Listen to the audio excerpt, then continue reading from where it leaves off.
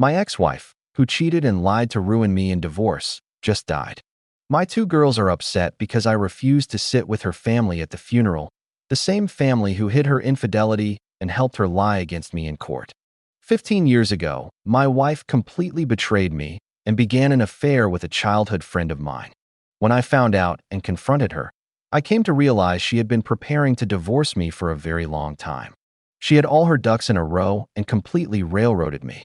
After I confronted her, she left to stay with her family. During that time, she withdrew all the money from our joint accounts and took all the emergency cash and valuables we had in the home safe. While I was spending the week trying to negotiate with her to go to a marriage counselor, she was leading me on while simultaneously hiring a lawyer and filing for divorce that I was shortly served papers and removed from the family home. She had claimed domestic abuse not only against her, but against my two daughters as well. This was a complete lie. The police only allowed me to take my personal papers, a bag full of clothes, and my car that I was completely decimated in the divorce.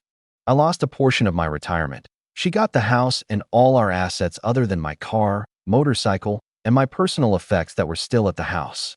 On top of this, I had to pay spousal support for 10 years and child support until the girls were 18.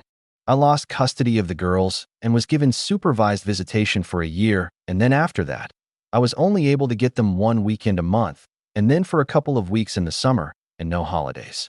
And she only agreed to let me see the girls in this capacity if I agreed to everything else above. I spent 2 dark years living in my parents' basement trying to recover both financially and mentally. Had it not been for the support of my family and friends, I might have ended it. It took another 5 years to save enough money to get out of the efficiency apartment I was living in and into a small-town home. My relationships with women were damaged for years after this, as I had severe trust issues and would never commit to anyone. It has only been recently that I have been able to work past these issues and give my most recent girlfriend the trust and love she deserves. Nobody is perfect. I wasn't the perfect husband, but I was loyal, kind, and worked hard to provide for my family. I in no way deserve to be destroyed like this.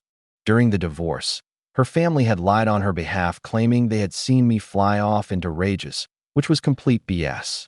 I also found out in the following years they knew she was cheating with my friend for at least a year before the divorce. They, especially her mother, hid all this from me and helped to destroy my reputation. I lost almost all my longtime friends because of the lies they spread. Fast forward 15 years, and my ex-wife has died of pancreatic cancer. Out of respect for my two girls, I attended the funeral, but I could not bring myself to sit up front in the family and friends section. I would have had to sit among people who had betrayed me and destroyed my life and my family and who never apologized or tried to make amends. I quietly sat in the very back near the door, and when the time came, I passed the coffin, said goodbye, and forgave her. Now my girls are upset with me that I refused to sit with them with the rest of the family. They are claiming I was being petty. My girls do not know the extent to which their mother and grandparents harmed me. I swallowed all of it to protect them and their childhoods. But now I feel I have the right to defend my honor and position. My girls are adults now with their own families and are mature enough to understand, I should hope. I need advice on how to approach the subject with them both in such a way that I can explain myself without hurting them. I still have all the evidence and access to witnesses that prove their mother and her family were cheating on me and were viciously planning on wrecking my life. The friend of mine who my ex-wife was cheating with even came to me begging for forgiveness many years later. I don't want my girls to live the rest of their lives hating their mother's memory or their grandparents, but I also don't deserve to continue to be questioned and criticized when I am so standoffish when it comes to what happened to me in my past. Update number 1. I received very good advice from many people here to wait at least a few weeks, and possibly even a few months before I explained to my girls why I had so much difficulty sitting with their mother's family at her funeral. Looking back at it, this is the obvious course of action. But when my girls confronted me about it, a flood of emotions came back and sort of short-circuited my thinking a bit. I basically sat down with them this weekend and told them ultimately, I may have been wrong, but I have very good reasons for why I felt that way, and that after things have calmed down and everyone is done mourning their mother, we'll have a good long talk why I felt the way I did. They understood, and there was no further drama after that. Thank you for your support and help. Best comments. Hate to say that karma is a bitch, but you know? Anyway, She's gone, and you are alone now with your girls and her family.